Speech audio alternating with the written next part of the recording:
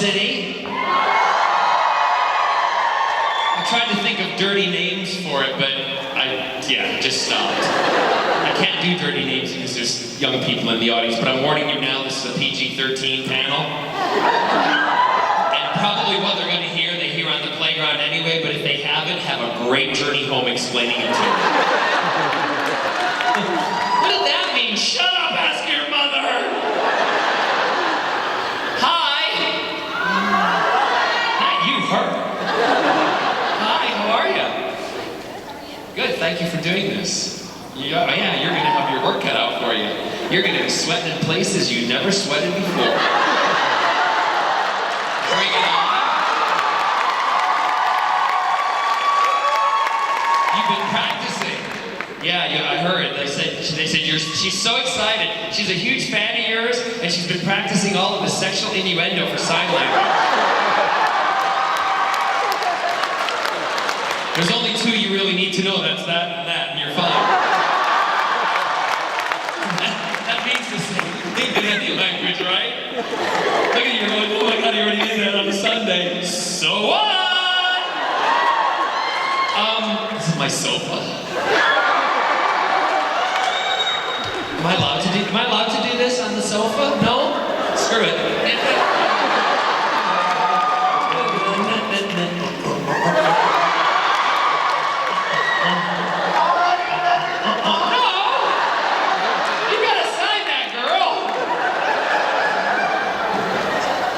You want to play Vanna? No, because I'm going to make you do it. Ready? Touch your booty. Do a pole dance.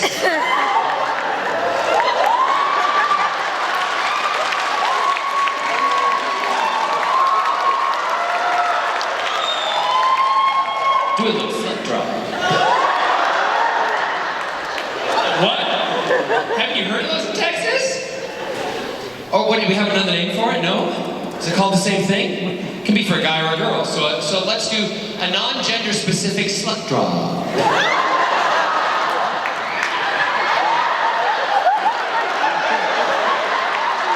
I love that. It's like stapling something. What are you doing non-gender specific slut drop? That's good. I'm a little overtired. Yesterday I was filming till 5:30 in the morning in Vancouver. I caught a flight, flew here via Phoenix. I know! Signed last night, went right into photo ops with Billy and David, and then did other photo ops, and then did solo photo ops, and then I signed. I just said, what the hell, if anyone wants, autographs, stay. So I was here till 10:30 last night. I was up. You're welcome. Everything for you from this big queer. So I signed till 10:30, went to bed, and you know what? Couldn't sleep. Can you believe it? 36 hours. What would put me to sleep after 36 hours? Shut up, I had no energy for anything.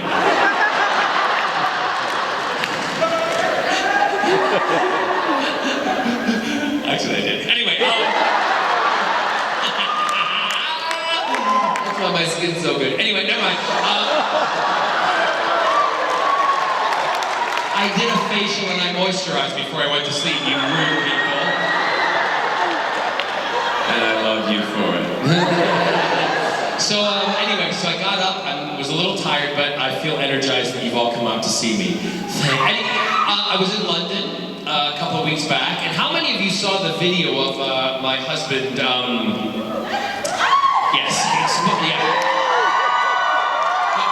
Hands up how many saw it. How many didn't? How many know the story?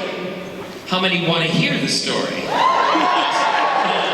So, Scott and I are at the house, at our house in Palm Springs, and when we're at our house in Palm Springs, we tend to kind of walk around if we want to, or go in the pool or the jacuzzi nude, right? As you would, right? So, on this particular day, I'm in the jacuzzi and I'm doing a Facebook Live. I'm like, hey everybody, it's John here, just wanted to keep you you up to date on what is going on in the Barrowman world, blah, blah, blah. And I'm in the jacuzzi, and all of a sudden behind me I hear sploosh. I said, hold on a second. I turned, and so Roy, did you just get in? Did you just walk behind me naked? And he went, uh-huh. I said, did you just get in the jacuzzi with no clothes on while I was filming over my shoulder? And he went, uh-huh. I said, you just showed about 10 million people your wiener, Anthony.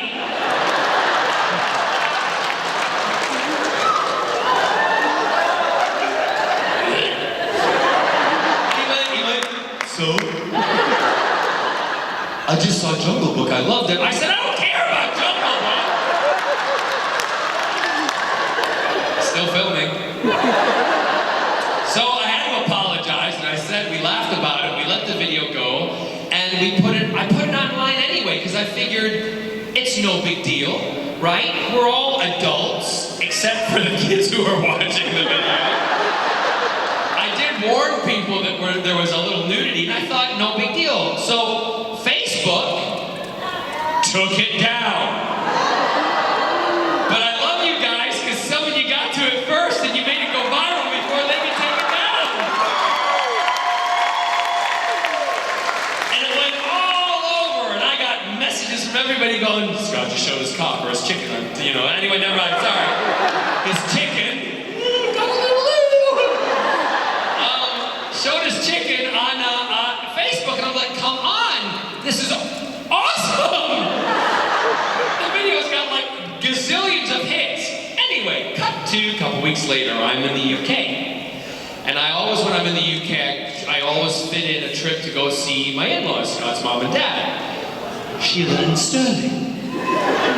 So I go to see Sheila and Sterling, and we're having lunch, and it's afternoon tea time, and I'm sitting down with Sheila in the conservatory, and Sterling's making tea, and he brings out the tea, and he brings out the crumpets, and the finger sandwiches with no crust on them, and it's really lovely, and we're sitting, and I'm having my tea, and Sheila says, John, I got a call this morning from Jackie. I went, oh yes, you remember Jackie, don't you, John? She's lovely, she's doing wonderful, John. And Jackie said to me, Sheila, have you seen the papers today? And I said, Jackie, no, I haven't.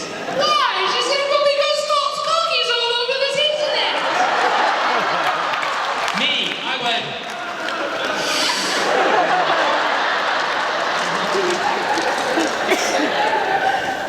Sitting having a conversation about my husband's appendage with my mother-in-law is really not my Sunday afternoon of choice.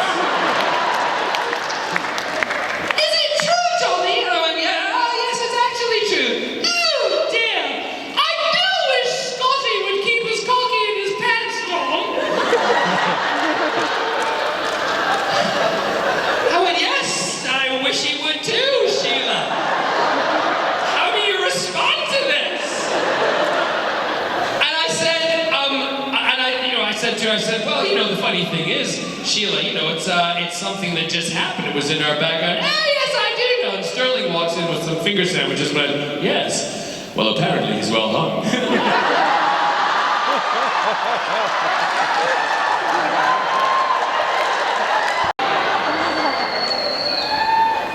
Good Lord, honey, answer. Come on.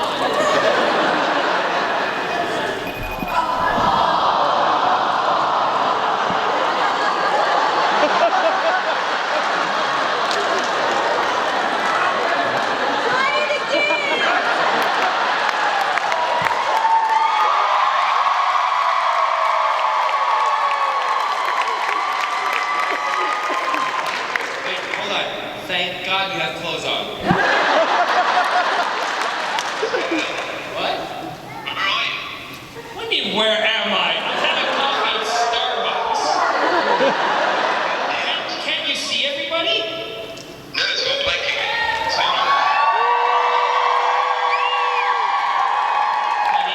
Honey, turn on the picture that you can see me on the screen. Look, it says poor connection. Can you see me? Well, stop moving around. Just sit down somewhere and stop moving. There's about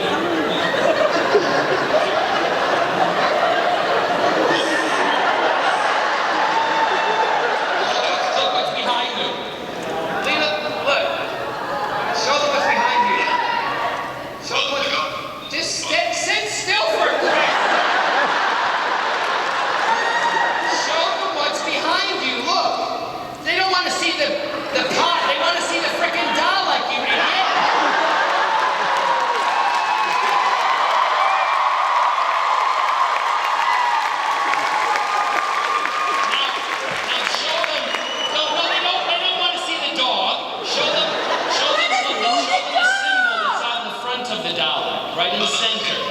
Show them the symbol. Oh my God, sometimes I think he's special needs. Look at that.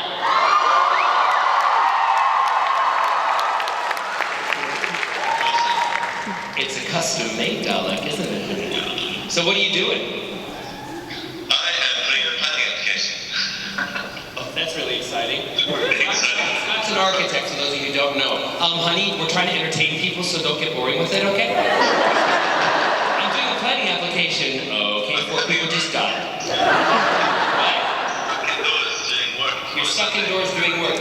What movie did you go see last night? I think we went to 3 different movie theaters, and every time we went there, they said, "Oh, sorry, the theater's closed for fumigation," or "The movie doesn't start till next week," or "Sorry, you just missed it." It was like we gave up.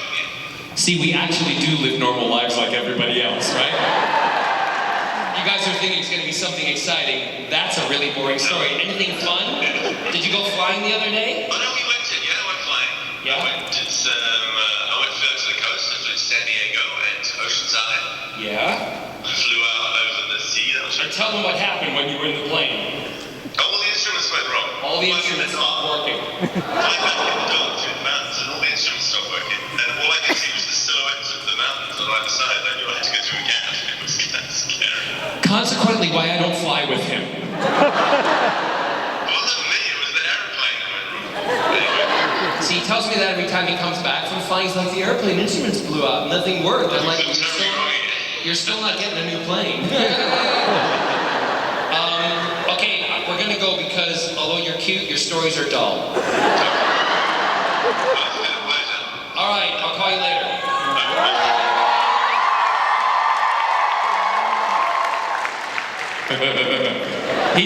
He doesn't realize he's just paused it. He hasn't stopped it, so he can still hear things. He's probably trying to figure out how to turn it off. Look. I'll put him out of his misery. There we go. Anyway, so what I really like to do is go right to questions, if that's okay. And I like to feed off of you guys because it's your time to ask questions, and I think that's kind of cool. Yes, my dear. Would you like to be another character on Doctor Who? I'd only like to be Captain Jack on Doctor Who.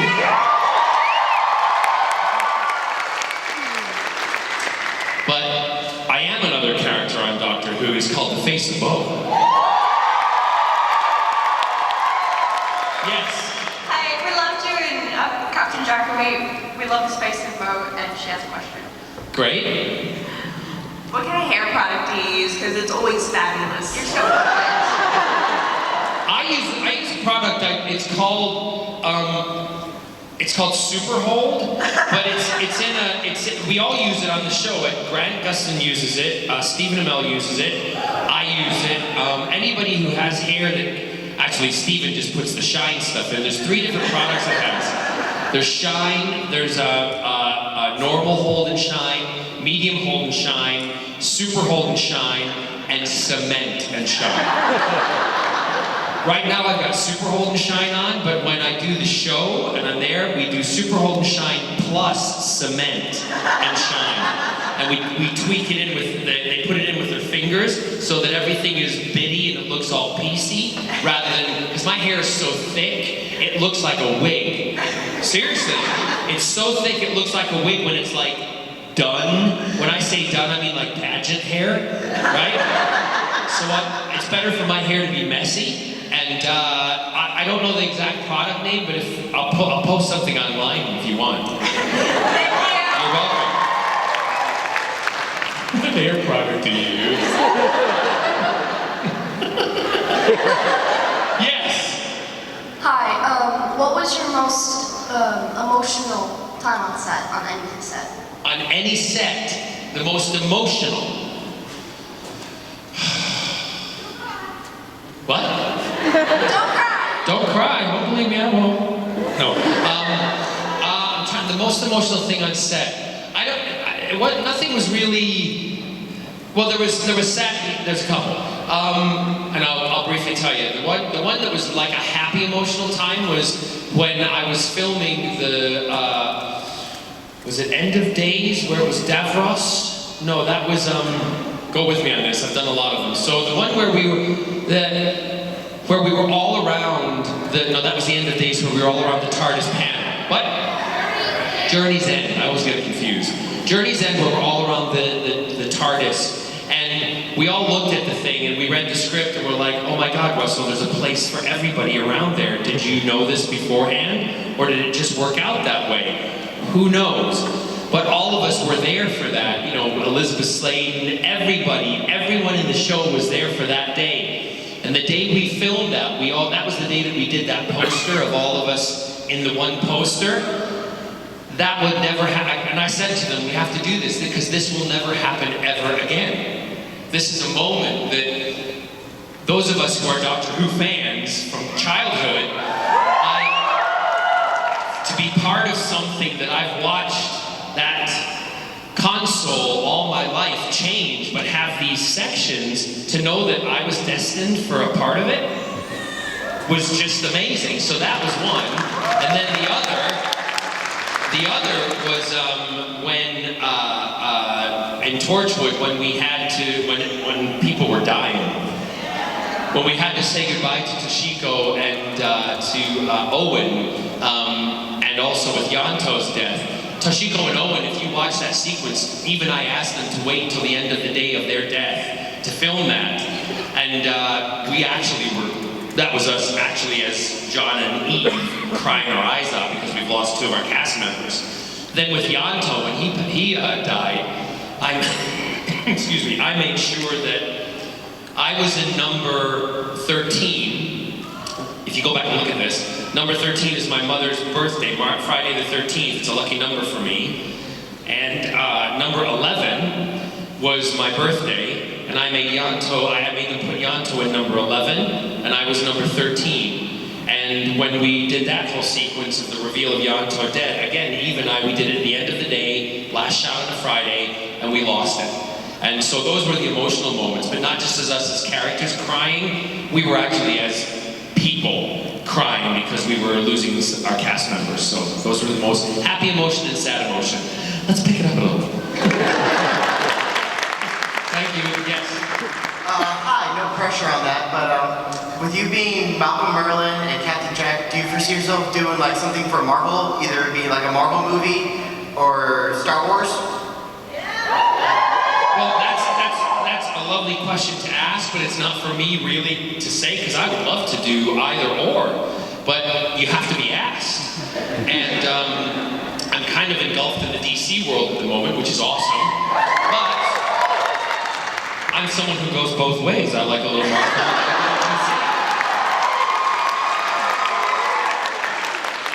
We have a DC encyclopedia on one side of the bed, and we have a Marvel on the other side of the bed, and depending on what Friday it is, we like to flip-flop. You think I'm kidding. So yeah, Star Wars, I would, if somebody said, I'll give you, I say this, watch it'll happen now. Someone said, chop off your little toe and I'll give you a part in Star Wars, I'd give them my freaking toe. Yeah. It better have some dialogue and some residual payments and then get an action figure out of it. That's the only way I'll do it, okay? I'm not just gonna walk out and go, boop, boop, boop, boop, boop. No. I want an action figure out of it, so I can put it with my Star Wars collection and my original 12 that I have from I think it was the Kenner, you know, the Kenner sales thing with the rotating panels and the thing in the back. I have 2 of them.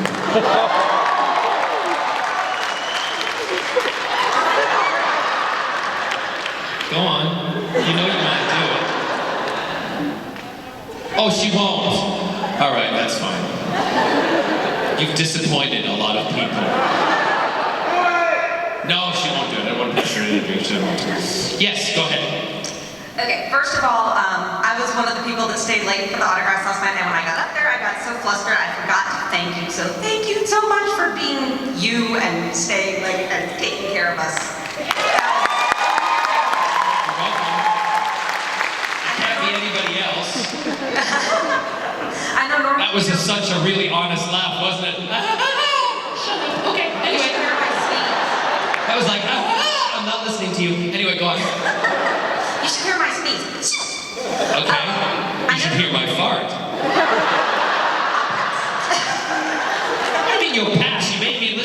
frickin' sneeze. That's just a reverse fart anyway. It's out of your nose. And if you got bad breath, it smells too. Go ahead.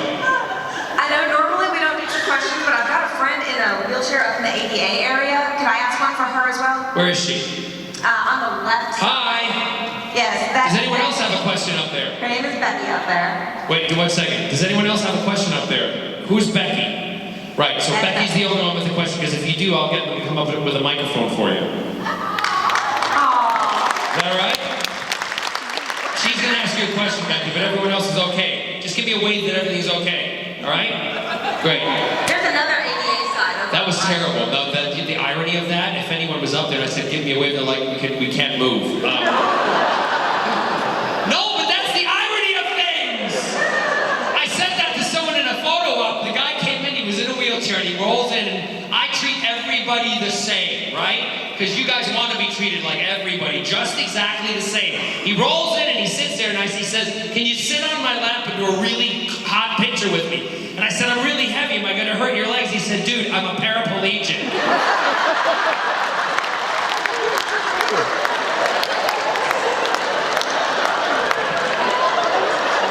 I laughed for like 15 minutes because I thought that is stupid that I even asked that question, because duh, of course you're not going to be able to feel it. Oh, then he said you could stab me in the legs and I still wouldn't know what's going on. Anyway, go on. So, Becky's question is, on Facebook, she has a tendency to refer to you as Starshine. Okay. And she wants to know if that's cool, or, because if you're not cool with it, she'll stop. I don't care. You can call me anything on Facebook. That's your prerogative. That's cool. Yeah? Great. You are her Starshine. Starshine's fine. My own question was, you do not look like the stereotypical geek. You look like, the homecoming king and just generally gorgeous. Not saying that geeks are ugly, just like the pop culture stereotype. If you had to prove your geek cred to someone, what would you say to prove that you are a true geek? I didn't know I did that. Well, also, in high school, apparently I didn't look like the stereotypical gay guy. But what does a stereotypical gay guy look like? Do you know what I mean? I get what you're saying. Yes, the media stereotype. So, what would I say to prove that I'm an actual geek? I don't know if I would. Is Kelsey, are you back there? Kelsey, come here a second. I'm gonna have somebody else say it, right? Because I know exactly. This is Kelsey. Hi, Kelsey. Do you want me to tell them what your nickname is? Kelsey's my Asian bitch.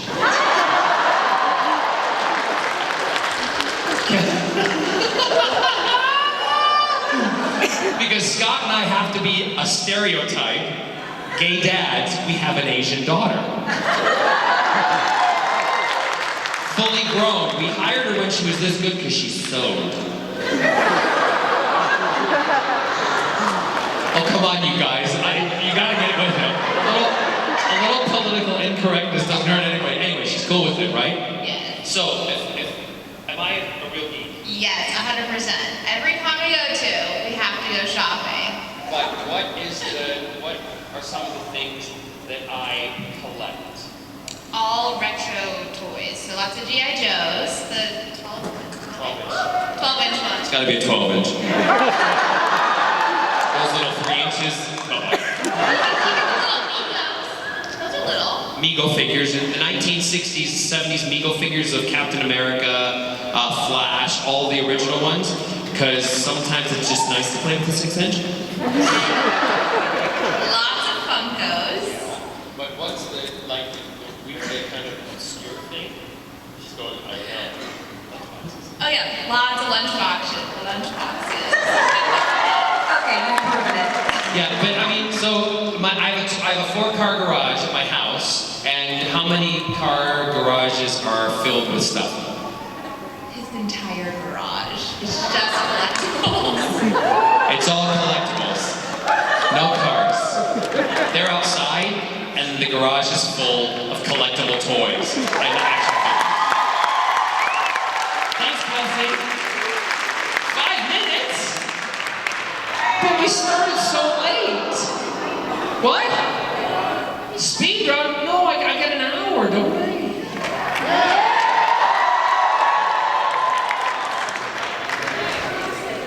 Wait a second, Kevin. That's why I call her my bitch, because she's gonna find it out. Look. Yes, go ahead.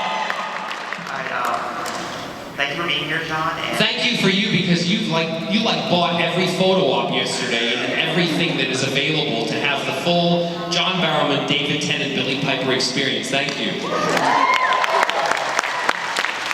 Go ahead. could you tell us a little bit about your time working on the producers? It was fun. Blondes do have more fun. The thing that was crazy about it was we were filming in Brooklyn, New York, and we were in the middle of a big parking lot, and we came out of the parking lot, all of us were like, let's run the number Springtime for Hitler, and we're all dressed in the costumes. Being musical theater performers, we thought, no big deal, right? And we're going, springtime, I'm not gonna put my hand up or anything in case someone takes a picture. And doing the whole swastikas and everything and dancing, and all of a sudden people start coming to the fence, and we realized that we were in a Jewish neighborhood. Mel Brooks walked out and he goes, Jesus Christ, get in the building, you're gonna get us all killed! I mean, really, people at fences like this going, really? You're in our neighborhood and you're doing this? And we were all like, blame Mr. Brooks! So yeah, that was one of the kind of fun, so are we okay? Okay, yeah, we'll go till 2 o'clock. Okay, great, yeah, so yeah, thank you. That was it, and it was fun. It was a good show, yeah, but I had to bleach my hair every day. Every day, yes. Hey, John. Hey. My question is, are you planning on making another song album? Because the You Raise Me Up album really changed my life, because it's like magical. Good, I don't know, because they cost a lot of money to make, and I like to usually have some influence and backing from a record company, but we'll have to wait and see. I'd like to do a Christmas album. But we'll wait and see. And if I do it again, I'm going to do the same kind of platform that I did before, where I let, we did, you know, kind of like the fans were able to kind of fan fund if they wanted, and in return, rather than just giving money, I let them come. I felt you had to give something back rather than just making the album for them. So when we did that, those kind of things, people donated certain amounts, and they were allowed to come to the studio and watch me actually record the songs. And that was something that they all said was really special, because they didn't know what went into making an album, you know, of actually somebody who can sing rather than a manufactured album, if you get what I'm saying. So they thought it was a great process, and I said, if I had to do it again, if I did that, would you want me to do that? And they're like, 100% yes. 100% yes. So if I do it, I will do that. And I tried to record some of it here in the US and some in the UK, so that each fandom would get a chance to come and watch it. Yeah? Hello, Mr. Barrowman. Hi. So, going as playing a hero on Doctor Who and Torchwood to playing a villain in the Arrowverse, which do you prefer? I know you like going both ways. I don't ever say what I prefer, because if once I make a decision, you guys never let me change my mind ever again, because that's what nerds do. Because I'm one of them, I know. I find it, I love Captain Jack, because Captain Jack changed my life. Captain Jack put me on the map. Also, who knew that even 10 years down the line, Captain Jack would still be exceptionally popular? And also, Captain Jack led me to Arrow. You know, because of Captain Jack, I got the job in Arrow, because they were all fans of Torchwood and Doctor Who, the head of the network, everything. Malcolm Merlyn is evil. I find it really easy to play somebody bad. I don't know how to explain that, but everyone's like, it must be really difficult because you're such a nice person. Is it really difficult to play a bad guy? No. being an asshole. In more ways than one. Anyway, yes. Hi, John. Sarah and I just met and we're asking our question together because we have the same one. Did you meet or did you Just stand in line. Oh! He just did that for fun. Most girls do anyway. Go ahead.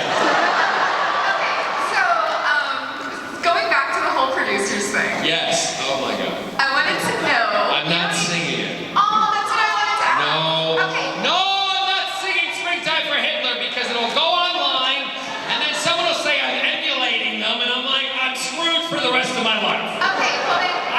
I was in Dusseldorf, Germany. Dusseldorf, Germany. And a guy said to me, oh, would you please sing Springtime for Hitler? I'm like, really? In Germany? Okay, then will you sing us a bad 80s love song? I don't sing bad songs. A bad 80s love song? Foreigner? I was gay, I didn't listen to that kind of shit. I was more Bee Gees. What? Wham!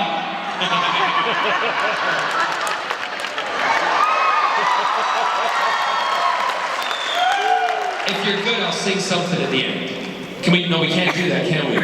They got no. Do we have the music up? Do we have it? What? Oh yeah, I might sing something for you. Okay. Yeah, just wait.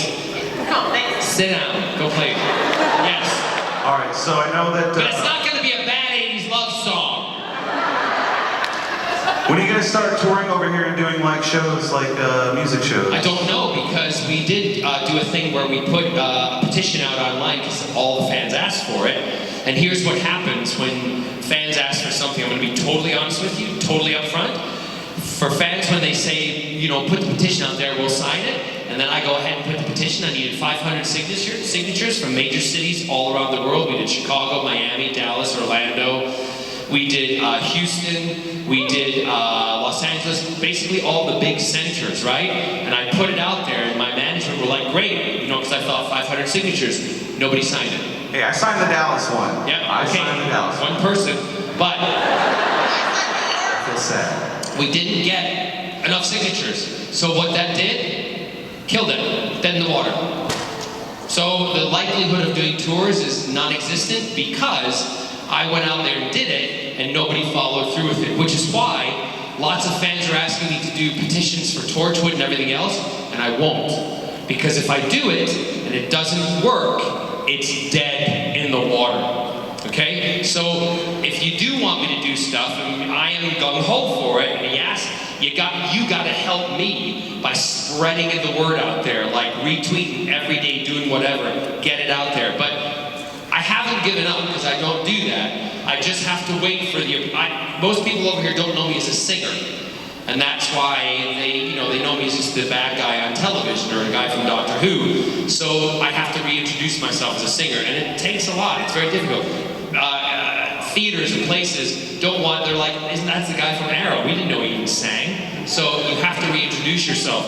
I mean, it's terrible. It's like starting all over again. It's like, come on. Yeah. Anyway, so thanks for signing it, one person. There you go. Did you know you have magical healing powers? No. Do elaborate. Girl, you can't say something like that and not elaborate. My best friend started this year with a migraine. She had one for 6 months. The day that we met you, did a photo op with you at Awesome Con in DC, she came home, she had no migraine.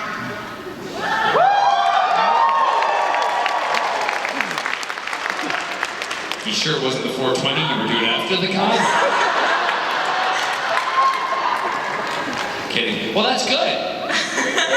Where did I touch her? It was just a nice hug. Good. Okay, but the migraine's gone. The migraine has been gone since Awesome. June. Great. I'm glad. I don't know what to say. She will call me if I point her out. So I'll point her out in our photo screwed. All right. Yes. Funniest story from the set of Doctor Who and Torchwood? And who's your celebrity crush? My celebrity crush. I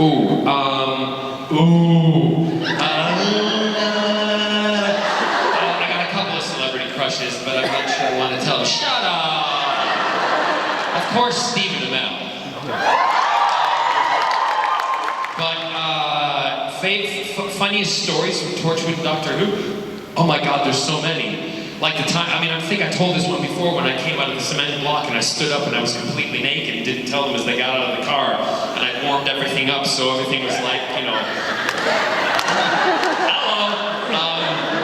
And they're walking towards me. If you go back and look at that sequence in the quarry, I'm kind of just standing there shaking it. The camera pans up and Eve walks out and goes. Kai walks out and goes. Gareth walks out and goes. And then I'm standing. What you don't see is I start walking towards them like the group hug kind of thing. But they didn't want me walking barefoot in a quarry, so I thought, be inventive. Don't wear shoes. Still look like you got no shoes on. So I put maxi pads on my feet. They are frickin' absorbent, let me tell you. I started out, and by the end of it, I had like 2 SpongeBobs on my feet. Whoosh, and they had wings. So watch that sequence, and you know I've got squishy feet, and I'm also standing free in the wind. Yes. So I know we all know that you can sing, but I don't know if everyone knows that you can dance. So I'm gonna do a quick challenge for you. No, I can't dance. I'm just a very good mover. So I have a challenge. I have a song that I want you to try for 15 seconds. Go. And I asked the random guy behind me to put it on. I love asking random guys behind me. Well, get up here then. If you're gonna do this, get up here. Get up here. Hurry. No, you. He can play in the microphone. Get up, come on. Please don't take your time. What? Also, he's wearing something really tight. I just want to look at his picture. Hi. Look at you.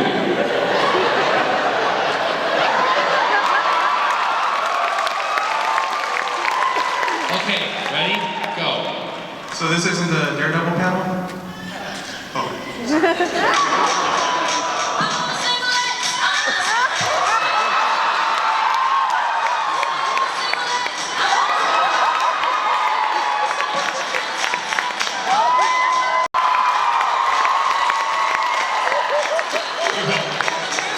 Turn it off! It's 2 o'clock. I gotta stop. Yes. Sorry. So I'm gonna, can we just, what one should we do? Do you want a nice ballad or do you want something kind of fun? Fun! So you're just too good to be true? Can you do that one? Is that all right? But before, just say thank you very much. You guys, I know I try to do as much as I possibly can, but you truly have changed, Scott, in our lives. And that's why I go the extra yard, because I want you to know that I appreciate it. And we will do everything we always possibly can to make your time fun, and we'll have a good time with you. So thank you very much. Thank you, everybody.